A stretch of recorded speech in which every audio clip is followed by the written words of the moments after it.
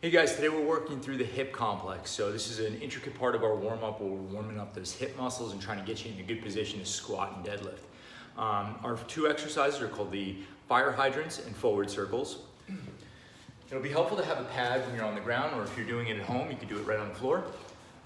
Trying to get this hip even with the knee while keeping both the elbows locked out and keeping the knee above the foot. So a lot of times what we'll see happen is one of two things. Either we're gonna get a lot of compensation at the elbow on one side where we're trying to get a lot of this, we're kind of faking that hip range of motion by bending at the elbow to get it up. So we wanna make sure that those elbows are locked out.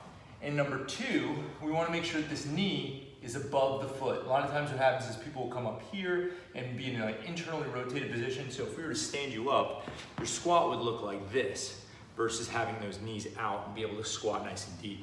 So again, elbows locked out, knee comes up so it's even with the hip and above the foot. We'll get around 15 reps per side or 30 seconds per side at the minimum.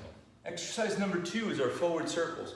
We're gonna try to reach that foot back as far as you can, driving with the heel, keeping it even with the hip, and then we're gonna come around in the largest range of motion that we can so it's even with the hip and then extend back out.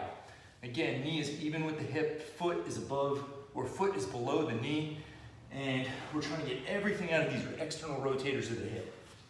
Big reach, big circle coming around. Again, same issues. Usually we see people bending at the elbow to come around, or they let that knee kind of collapse in, and they let this circle kind of be like a valgus squat. Again, a valgus squat is where those knees collapse in versus having those knees rotated out when we squat down.